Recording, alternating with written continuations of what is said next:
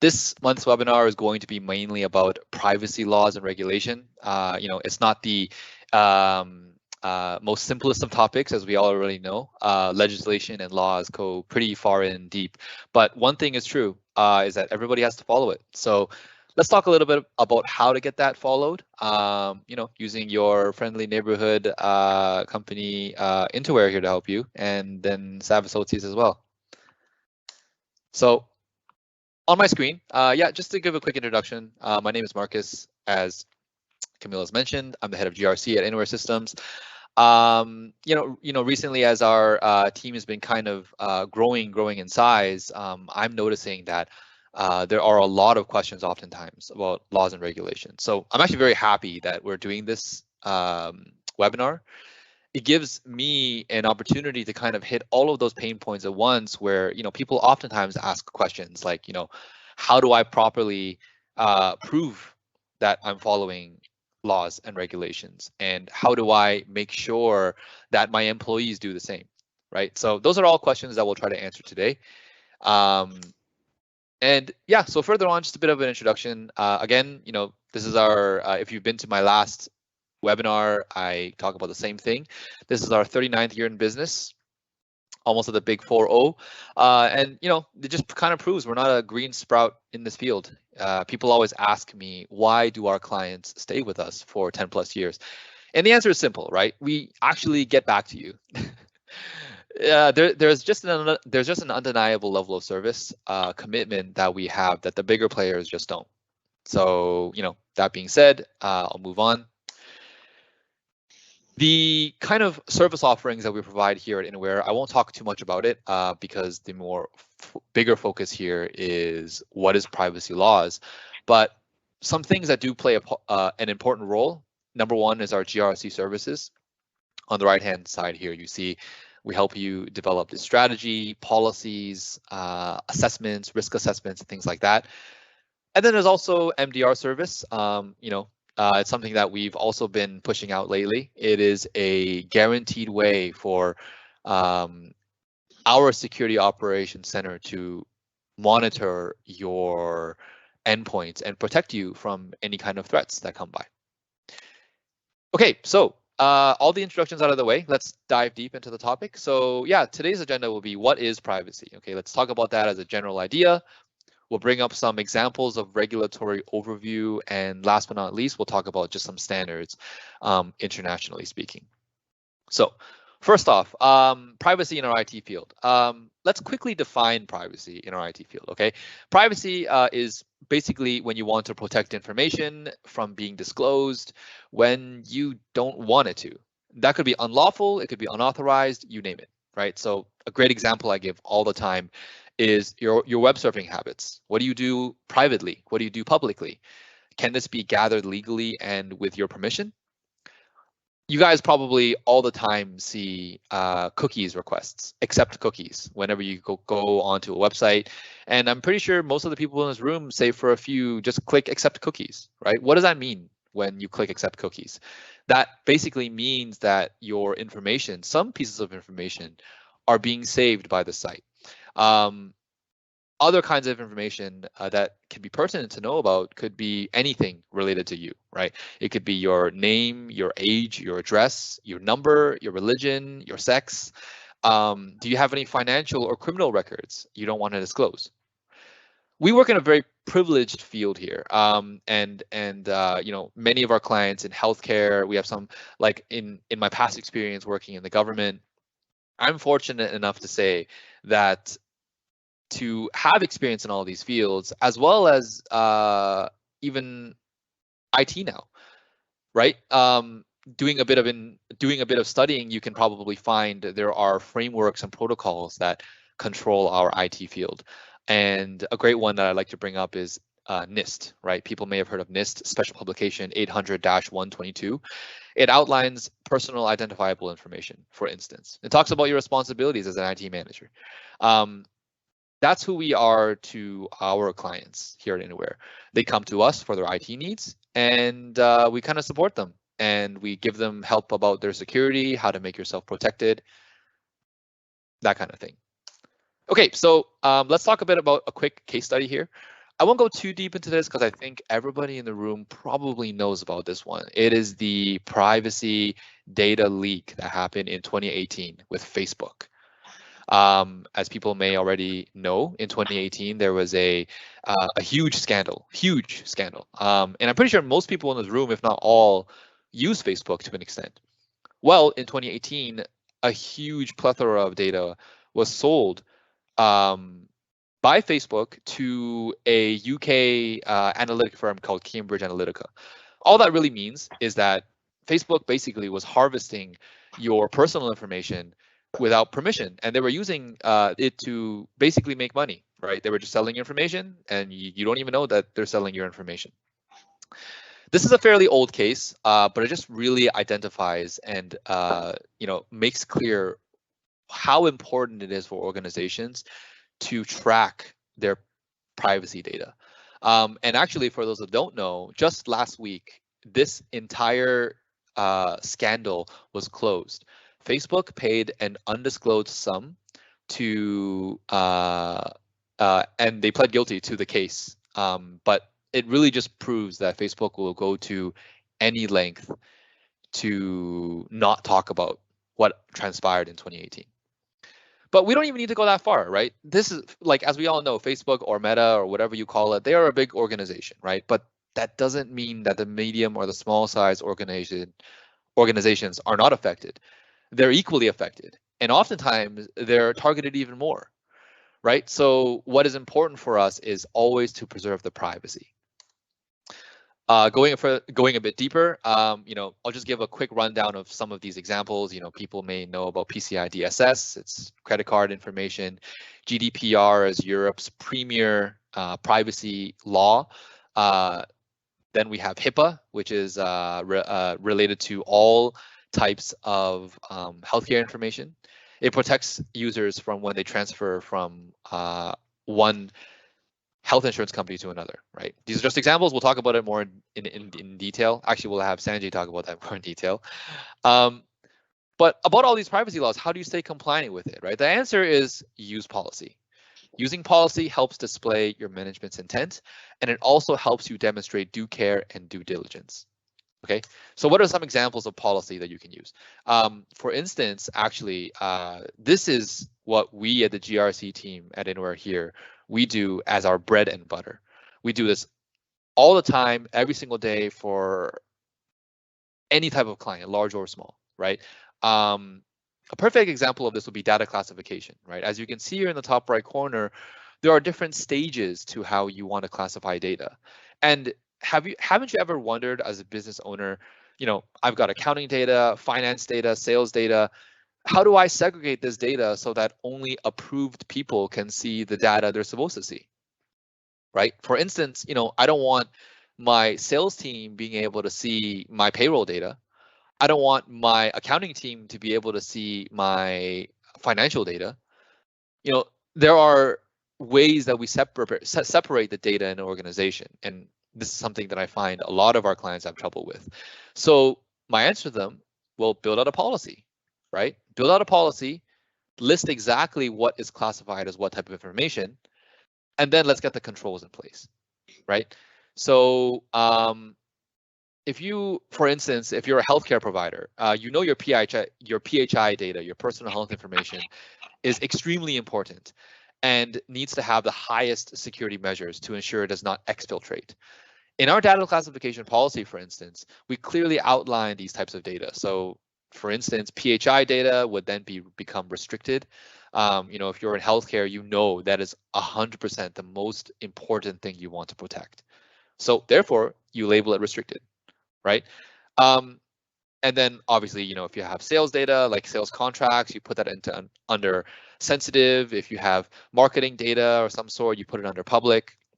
Classifying these types of data, this is what Intiware is about, right? We help you develop and classify these policies to a professional degree so that you can, with comfort, meet these regulatory requirements and make sure that you basically don't get into any trouble, right, with the law. You want to make sure that you follow these types of laws. So going a little bit deeper, let's go back to some of these regulations, right? Which one is more important to your organization? We didn't discuss too much of these in detail, so now is the time we do so. So that being said, that's why we have a resident expert here, Sanjay from SAT Associates, to bring it to you. So with that being said, let me turn the floor over to Sanjay and have him talk to you more deeply about this topic.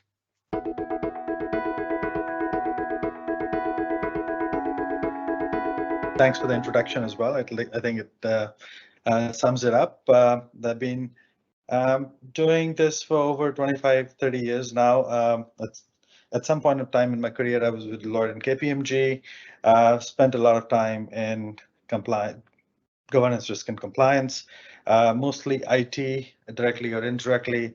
I was part of integrated audits as well, but mostly I did IT GRC work. I worked for a little while at Rogers and TD. I was head of compliance at Rogers for SOX and PCI.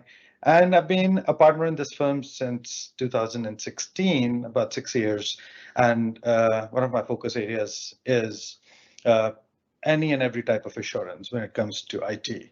IT privacy. So we do SOC 2s, we do GDPR, we do ISO 27001, we do PCI, we do TRAs and things like that. So, and most of our clients these days are the SaaS companies or the companies that are providing services to larger institutions. So basically, any larger organization that has outsourced their services needs some sort of assurance, whether there is good governance and good IT security policies maintained by the service providers.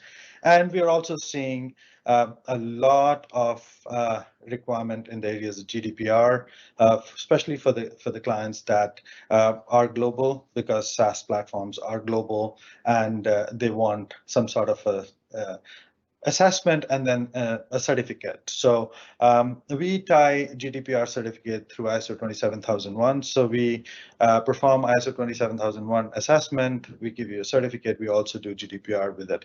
Another way of getting GDPR compliance is through SOC 2. So you perform SOC 2 and then you can do an additional GDPR add-on in there. So our most of our focus has been about compliance and certification.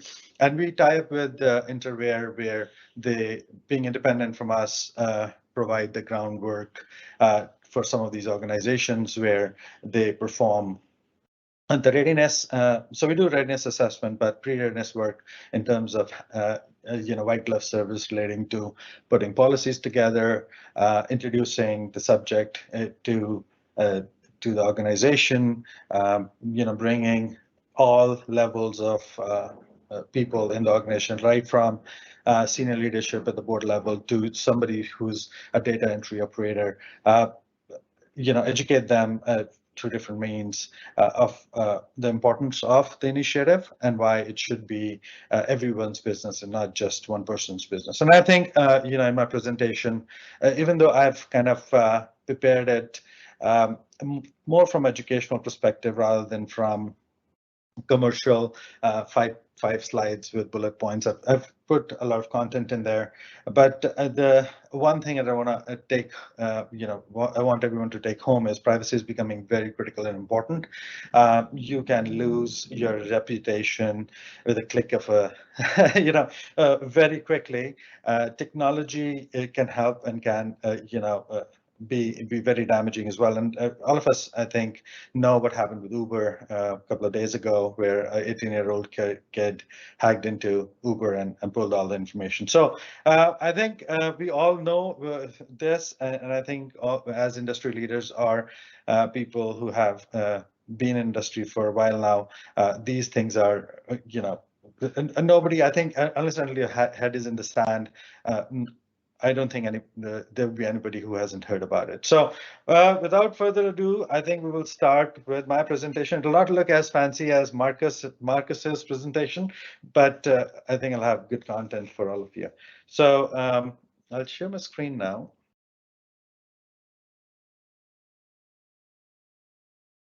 Okay, awesome. So just let me know if you're not able to see. So I think I've talked about my introduction already. Marcus and Camille have done a good job in putting that together. So the agenda that I put for you is an introduction. I've also, put in a slide here there to talk about, basic stuff as to what counts as personal information. What are the high-level rights and obligations of individuals and organization? The risk of privacy in cyberspace. So I think we'll spend a little bit of time there. Then good privacy practices for users and organizations. We have developed, or I think it's a common practice. How do you keep your data protected? So some bullet points there. I think you would be aware of most of them. And then what is privacy impact assessment? We'll talk about it because I think whenever you are onboarding a new technology or onboarding you're making any major change, I think privacy impact assessment should be done. Again, it depends on what kind of organization you are and how much information, external information, do you keep with you. And then we'll talk about boards and senior management's role in this. And chief privacy officer is definitely a person who owns this mandate and should be owning this mandate. As CIOs, your role is more to make sure that the chief privacy officer has the enablement of meeting his job role. Then we'll talk about why we think that this year is an important year for privacy and data protection and organizations' engagement, or if not this year, in a year or two, with all the regulations that are coming in, like CCPA for California, LGDP for Brazil, PIPEDA in advanced stages of getting passed, GDPR being there already, HIPAA, and high trust and all those things. So I think the more you will engage with larger organizations, the more you will hear about privacy and how do you deal with private information of your customers. And then we do, as I mentioned, we do a little bit of work for GDPR for some of our clients. So I've also put two things in there. One, whether you should go ahead and do it through a consultant or you should do it yourself. And then I've also thrown in some checklists, a checklist of all the policies that I think we've seen companies maintaining for their compliance. And then there are some online tools that are available, which you can subscribe to as well, that give a pre-built templates. But again, I have a lot of clients that use pre-built templates, but I say that those softwares are good for 5 people company and a 5,000 people company. So you just cannot just copy paste. You still have to customize it to your organization. And sometimes that takes a lot of time. And that's where I think Interware can help you navigate through what is applicable to you and what is, a very expensive endeavor, and it's not worth it. As an introduction, I think I don't want to spend much of the time here, but privacy breaches are very common in news these days. Customers are greatly concerned about it. Businesses are trying to, walk on a tightrope because they want to use the information, but at the same time, they have to be very conscious about how much information is sufficient for them. And then government is taking increased action safeguarding personal data, and you'll see that lots and lots of regulations are coming into in this effect, right? What should be considered privacy? It's simple. It's data being away from other people, or data being away from public attention. Now, you can broadly, say what are the broad themes in this space. I think right to be let alone is something that is getting a lot of traction. Limited access, regardless of size.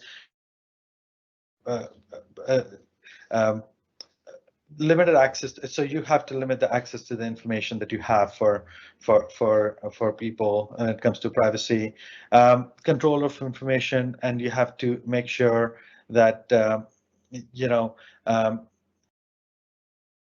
this control of information also defines how much can you influence your desire on the people based on the information that you have. And state of privacy, I think, can be broadly divided into 3 or 4 areas: solitude, intimacy, anonymity, and so in another case, I think you have to have your policies very clearly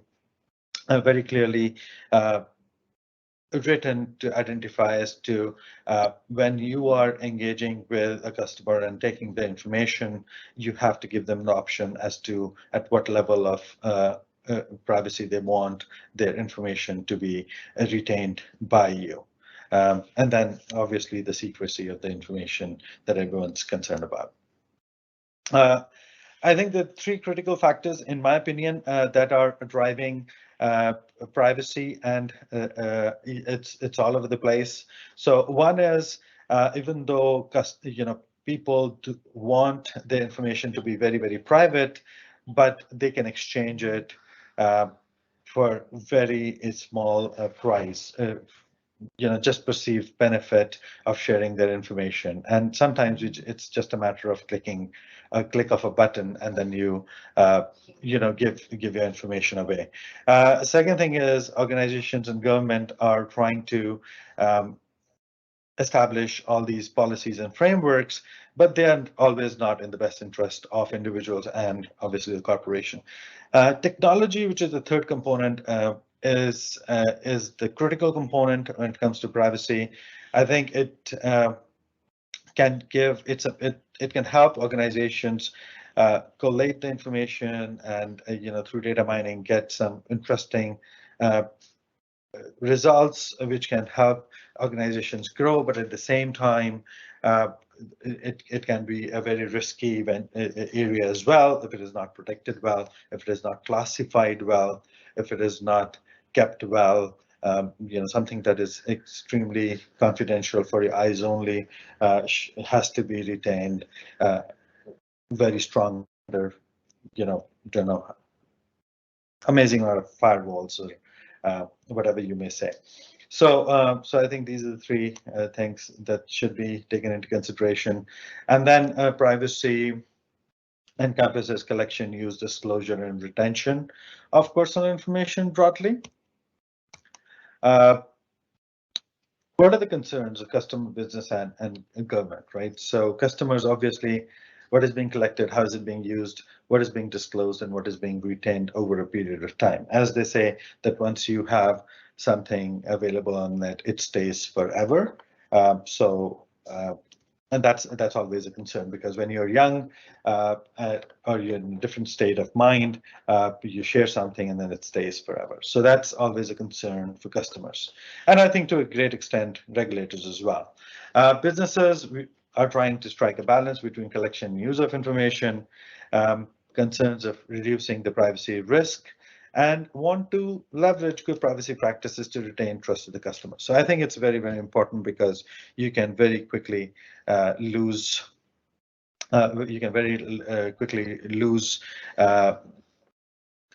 the credibility amongst customers if there is a huge breach. Okay, and then governments, they want to protect the rights of the citizens and better manage their own data stores. And we've seen that CRA already has a couple of breaches, and they're making it better by the day.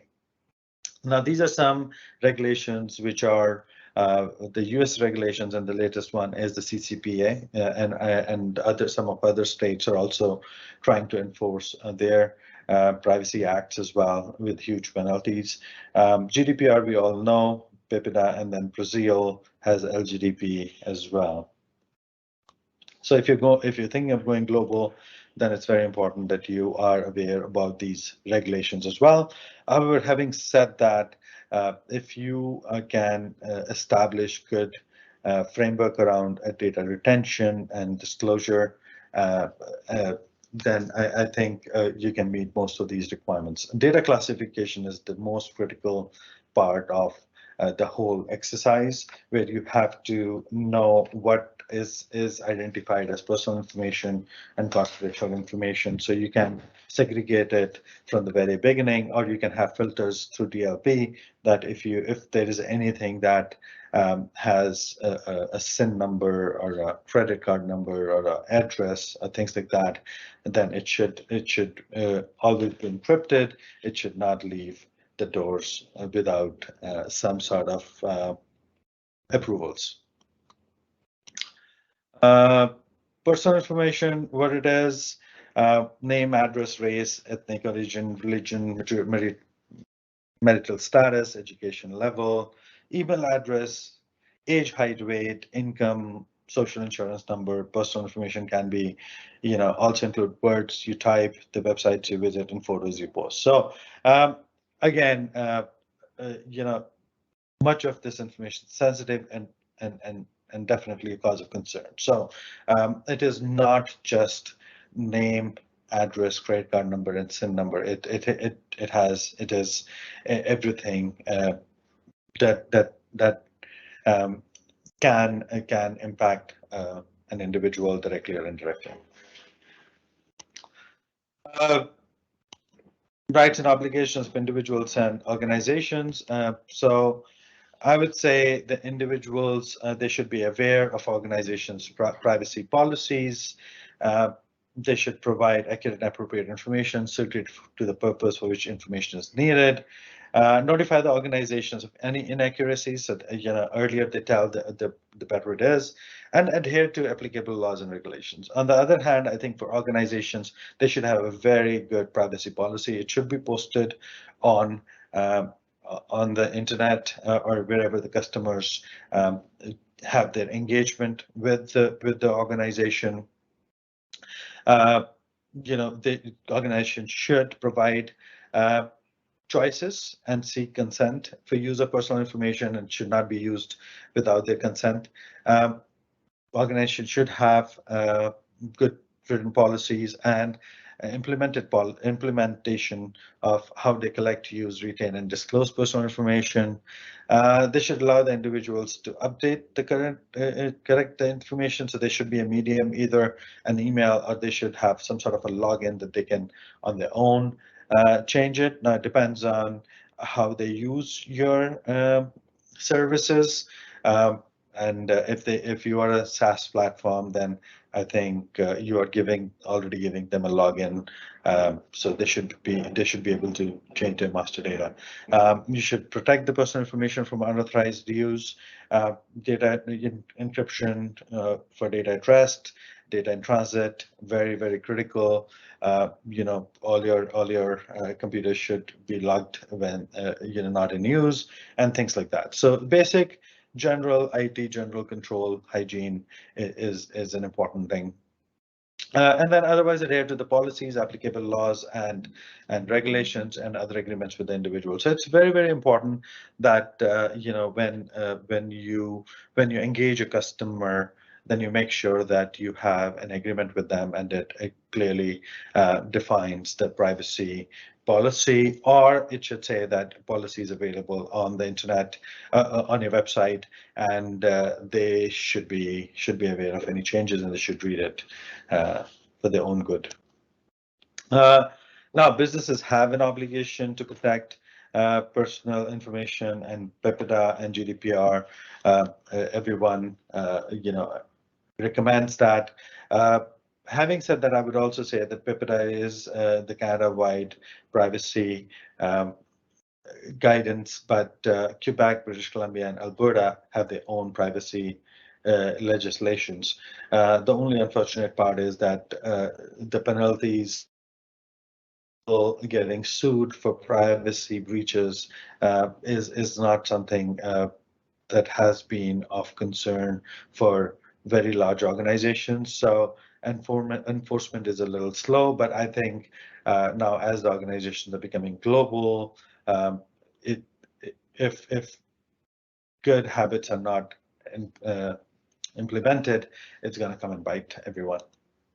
Now, customers have a privacy concern. What can they do? They can definitely in Canada pick up a phone and call Office of Privacy Commissioner, who have good rights. So I think till the time nobody calls OPC, you can fly under the radar. But if somebody calls OPC, you have an audit, and then you can have some penalties as well, which will definitely, besides monetary penalty, there are also reputation impact on that.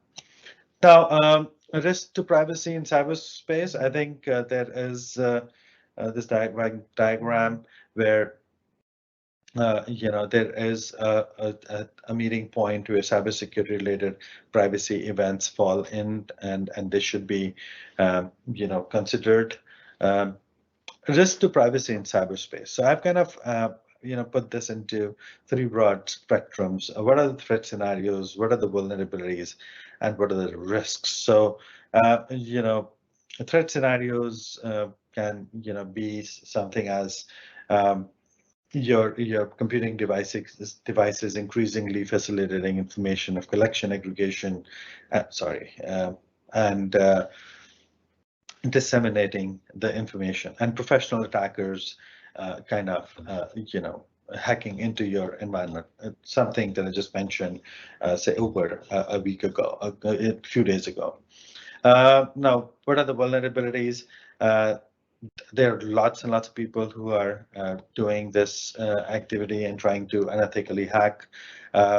The lack of privacy protection concerns in applications and system development, in the sense when you have you're a SaaS platform and you develop a product, you don't really think about privacy after you have signed up probably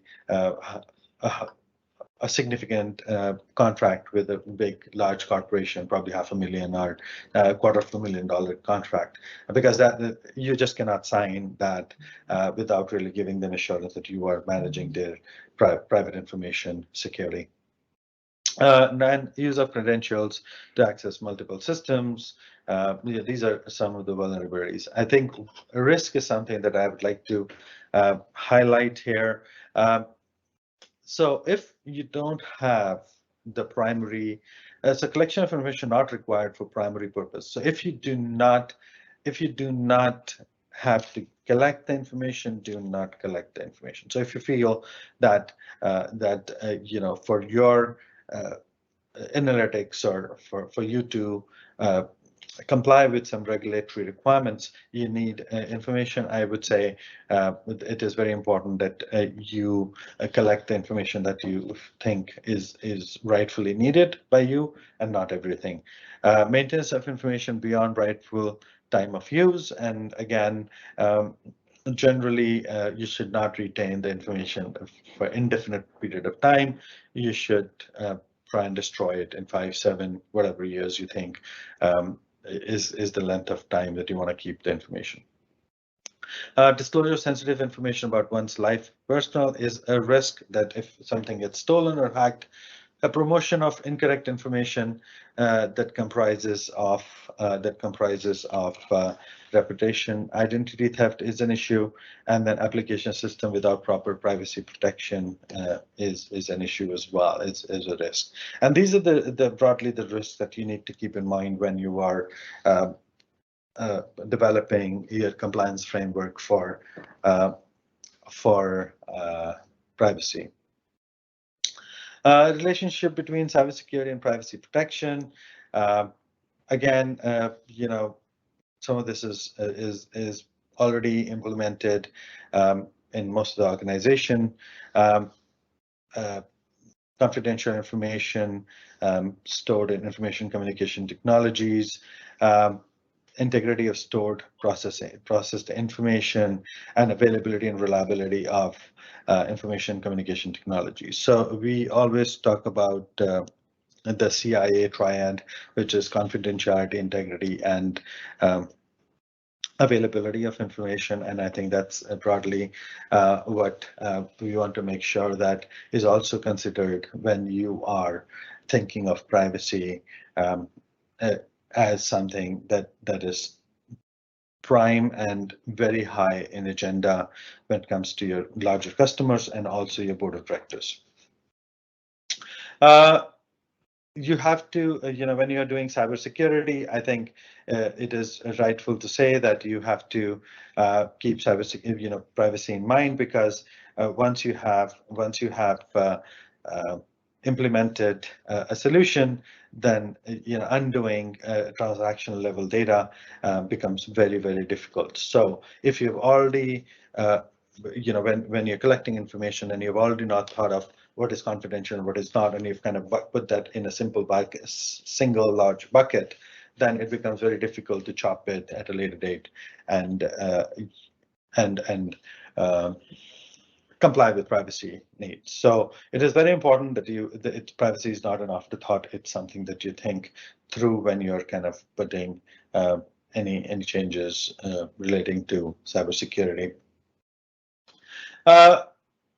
ISO 27001 family of products are good steps towards you meeting your privacy goals. So ISM,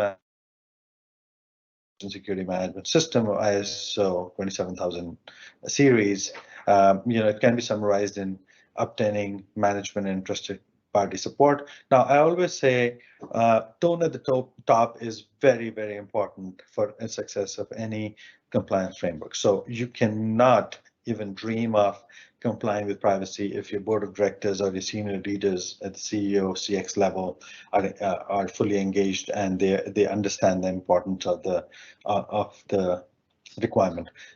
Then defining requirements cannot just come from one person. It has to be, you have to engage the enterprise and marketing team and other people to make sure that you when you're making the classification, you have the right parties who understand the end customer or end individual who's sharing their information with you and how that should be treated. Defining risks to be treated, defining cybersecurity architecture, and implementing cybersecurity controls. So I think ISO provides good help and assurance to the external parties as well when it comes to privacy compliance. Good privacy practices for users. I think we have very limited time left, so I will kind of cruise through fast on few of the slides. I think these are just general slides, what users should do and what organizations should do when it comes to as good practices. I would say that the good practices is definitely there are many, but three things that I definitely would highly recommend as best practices is inventory your data, minimize data collection, and be open with your users, right? So inventory of your data and with classification is very, very, very critical. Do not collect more information than you really think you need. And again, you have to make an assessment about it and then be open to your users and get them to sign the privacy, the consent. And share the privacy policy with them. Now, these are the 12, high-level areas. I think data protection and privacy, it's important. You have to have a data discovery. You need to know what needs to be protected, which is the most sensitive information that really needs to be protected, because you cannot, spend millions of dollars just protecting everything, because that'll slow down your processes and it'll cost you a lot of money. DLPs are maturing over time, and I think there are good products available in the market. They're relatively easy to implement. They're still not click and play, but I think they're still easy. They're getting easier by the day. Storage with built-in data protection, encryption being the the easiest one, but then you should also have the RTO, RPO, your disaster recovery related baselines established to make sure that when the data needs to be available, it's made available. You have to have data backups, secure data backups, which are encrypted. You should have machine snapshots, so just in case something happens to your master files, then the master data, then you're able to kind of go back. Replication is important. Firewalls, authentication, encryption, endpoint protection, data erasure, and data discovery. I think we talked about all these things. So I'll move on. What are the data protection trends and considerations? I think these are all, again, quite common knowledge. Data portability and data sovereignty is very important. You need to know where the data resides, but where the individual resides as well. Mobile data protection. There are lots of MDM tools that are getting available. I think both Apple and Microsoft have good MDM tools in place that you can definitely use. Ransomware is becoming very common by the day. Being in the industry, I do hear them a lot. I don't hear them like once every week, but it's been more common than a few years ago. Then a disaster recovery as a service. I think BCDR, business continuity and disaster recovery, should always be on top of mind for everyone. Just doing a backup is not sufficient these days. I'll just go further. So what is privacy impact assessment? I think I won't spend much of the time. We do privacy impact assessments for organizations. I think eventually the organizations want the certification for GDPR, then Interpair, I think is fully capable to do a privacy impact assessment as well. Privacy impact assessments should generally be done right prior to your major change.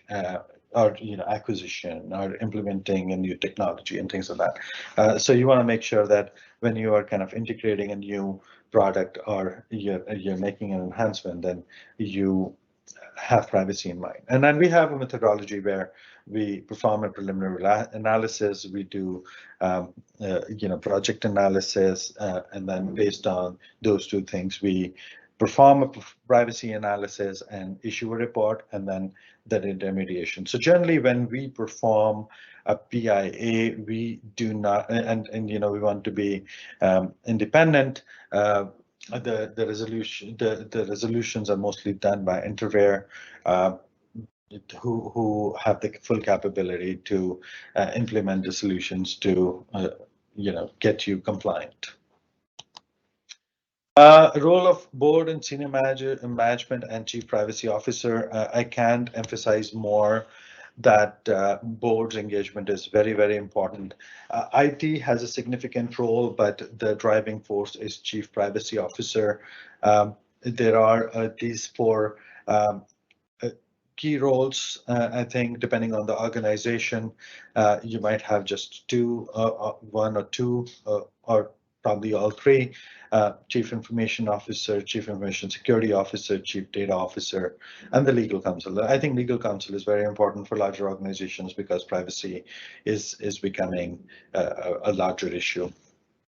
And then generally they are responsible for privacy as a program, and they drive the mandate right from establishing data classification ground rules to making sure that the compliance happens all till the end. Now we talk about why this year, or why soon you should think of privacy compliance, because if most of the Canadian companies do operate in US directly or indirectly. CCPA has already been implemented, and the other states are also thinking actively, and the penalties are huge. So it used to be just GDPR, but I think GDPR has opened everyone's eyes, and slowly all these organizations are now having stiffer regulations. So if you're working in San Francisco, in California, then I think it's high time that you should have some evaluation done for your privacy. And then likewise for GDPR as well, for Europe. Okay, so I think privacy, in my opinion, it should be proactive, not reactive. You should lead with privacy as a default setting. Embed privacy into the design of how you built it, built your system. Retain full functionality. End-to-end security is very, very important. I think we've touched upon it during earlier slides. Maintain visibility and transparency between technologies. So all private information should stay somewhere as a master information and should not be sprinkled all over the place, because then it'll be very difficult for you to remove the data when you get a request, and respect user privacy. So I think, again, this is an overarching need or requirement where I think in general, the organization should respect user privacy. Now, I did talk about 27001 up top. 27701 is basically an extension of ISO 27000. So once you're done with 27001, and then you can also complete the 27701, which is focused only on privacy. But then there are other frameworks as well. There's GAP, which is generally accepted privacy principle. This is by US CPA, AICPA, NIST. Marcus talked about it, and then OECD has a privacy framework as well. So what the advantage of using a framework is that you don't have to reinvent the wheel, because over years, about last 15, 20, 25 years, there has been enough done, and there has been enough learning that these frameworks are becoming slowly very mature now, and take into consideration different risk scenarios, and if you can take any of these frameworks, then it becomes easier for you to kind of comply with privacy. And one which is missing here is GDPR. So GDPR also has the requirements that can be used for your privacy compliance. Now, implementing EU GDPR, should you do it yourself, or should you do through a consultant, right? And again, Interview, if you're ever thinking of consultant to help you, then I think Interview is the right fit for you. There are definitely advantages and disadvantages in both, but my experience is that rather than you putting a resource which has a day job, already 40 hours of work, assigning them a job of doing privacy can become very challenging. If you bring a person who's dedicated to the job, if it's a full-time resource and they have a good privacy experience, 100%. If your organization can afford it, one leader and one assistant, I think yes, you should do it. But if you're an organization with a bootstrap budget, then I think having a consultant design it for you, it goes a long way, and it's a quicker way of doing it. Let's go further. Again, I just summed it up. Now we're almost at the end of the slide, so I'll keep it quick. Description of required documents and records. Instead of doing that, I can show you broadly when we do a GDPR assessment, and I've kind of mapped it to the various articles there, where what are the mandatory policies? So this is at minimum we are looking for when it comes to GDPR. Personal data protection policy, privacy notice, employee privacy notice, website privacy notice, data retention policy, data schedule. So these are the policies that we definitely look for. Now, these are the policies which are non-mandatory policies, but because they can pose risk if not documented, and gaps in multiple areas can have issues. in the next slide, I can, we have included a roadmap as to how the compliance would work and then the mappings, etc. But I think we don't have time to go over that yet. So tools, there are three. I mean, I've just put 2 or 3 here, and I think there are many available. OneTrust is one. We have a client that uses them but again, these are expensive tools, but they help you manage your privacy program very efficiently. Then you have TrustArc, that's another tool. So there are tools available in the market that you can also use. But as I said initially, tools by themselves will not help you achieve compliance. I think it's a combined effort, blessed by the senior leadership, but a combined effort with somebody who owns privacy in the organization, IT teams, and customer-facing departments. So it's everyone's business. And now I'll open it for you to ask any questions if you have. It's great talking to you all. Thank you. What organizational departments manage data privacy programs? It is not an IT department's role. It should not be with IT department because IT department implements it. Generally, there is a DPO, which is a data protection officer in there, or chief privacy officer. Now, again, depends on the size of the organization, and definitely organizations like Rogers or RBC, which has tens of thousands of employees, would definitely have fully functional staff.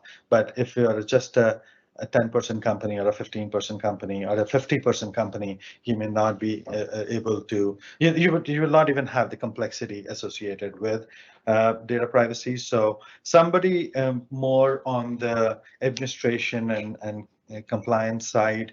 I don't want to just name any department. It could be finance, it could be marketing, it could be operations, but depends on a very fine fit, but definitely not technology. Because technology implements the controls related to it. So there has to be second set of eyes from segregation duties perspective, who can monitor that, yes, things are being done right, and they're not falling through the cliff or through the cracks based on the different priorities that IT gets. Hope that answers the question.